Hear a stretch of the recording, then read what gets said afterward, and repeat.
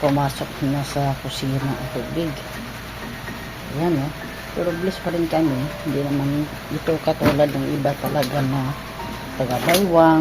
Ayan, ito sa loob pumasok na.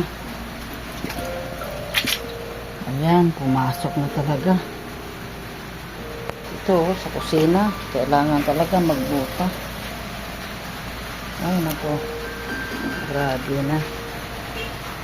At dito pa mga kalubi, kung patuloy itong umuulan, sigurado itong papasok na sa loob.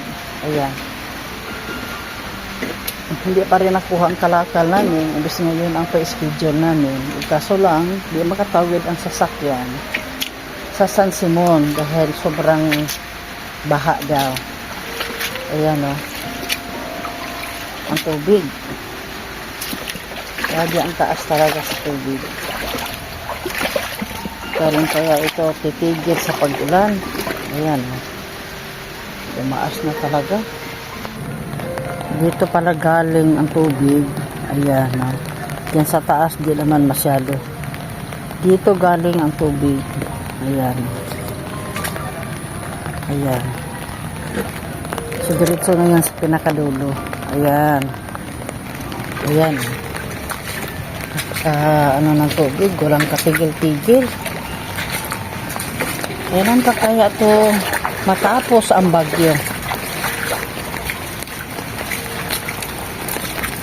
Ay nako, dalhin ko kayo sa unahan. Sana kahit hindi lang masyadong malakas ang ulan. Ay nako, Lord.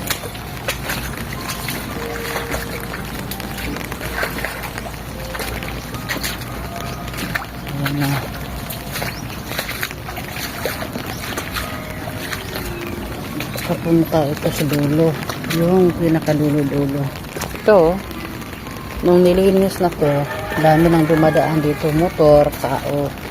Dati dito sobrang maraming damo, masukal. Pero ngayon yun nasira na lang yung daan dito dahil nga dito lahat ang mga dumadaan ng mga nakamotor. Yung sa pinakadulo, yan dito talaga ang bagsak sa tubig. Ito po. Yan.